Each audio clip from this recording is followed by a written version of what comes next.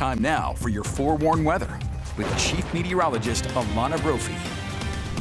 Okay, and after such an active week, it seems like hopefully, right, we have a little bit of break in it all. Yeah, let's hope so. Alana, what say you? Okay, well, before we jump to the break, I have to just say, Colorado, that's our storm. We just let you bother it. Like, you can have it for now, but that was us yesterday. Exactly, you're welcome.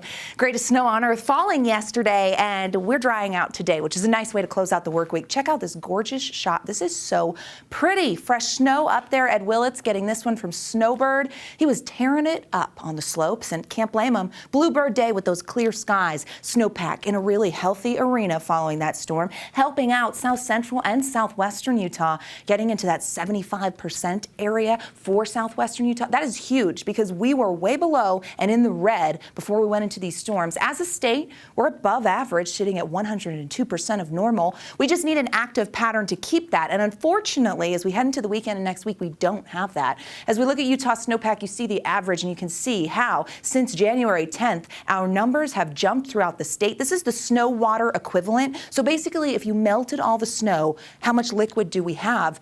And this is huge, 8.6 inches where we're falling, which is great. We want to see that. You remember last year, record snowpack, and we broke the SWE record. This year, a little slower than that. Live view from St. George. The Pine Valley Mountains look gorgeous following that storm system. The Red Rock looks even better after a wet day. Clear skies with sunshine out there tonight in St. George with drying conditions as we get through the next several days and temperatures in the 50s. In southern Utah, 40s and 50s on the eastern side of the state. But look at the Wasatch Front. We're in the upper 30s and low 40s, and this is actually what it's supposed to feel like this time of year. We haven't had that the last several days with milder conditions moving in with that warmer air mass, but that storm yesterday knocked us down a bit. 2 average temps. High pressure in control, blocking that wet weather, saying, nope, not here, not for the weekend. Sounds great, and it will be for higher elevations, places like central Utah and portions of southern Utah. But where we get inversions setting up, unfortunately, that's something that we will have to deal with. Big picture, like to keep it wide so you know what's happening, not just in the Beehive State, but throughout the west. That ridge of high pressure takes over, and it really amps up all the way up towards Canada. That is a storm block. High pressure is subsidence, so you get sinking air. With that sinking air, warming temperatures and fairly clear skies. Now, we see that hold on into next week. Air quality will be a bit of an annoyance, and we see that low pressure system off the Pacific. That has the potential to be an atmospheric river event that brings in wet weather and soggy conditions as we get into February, so we're going to watch that closely.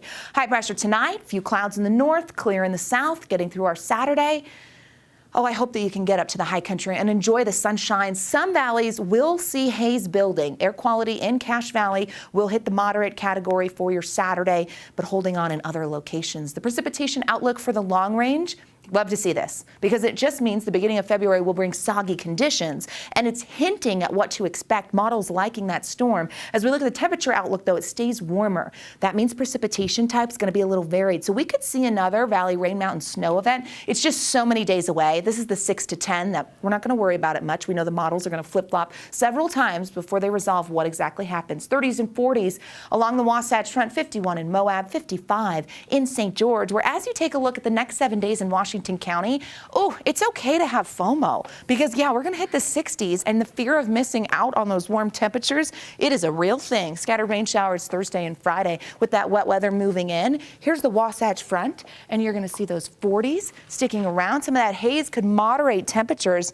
50s by the middle of next week as that wet weather takes aim at Utah yet again. Really nice Friday in comparison to what we saw yesterday. Sure. And I kind of love that for us. Thank you. I just want to say we deserve it. We'll take it. We earned a day to breathe easy, and I'm glad it's today. Excellent. Yes. Thanks, Alana.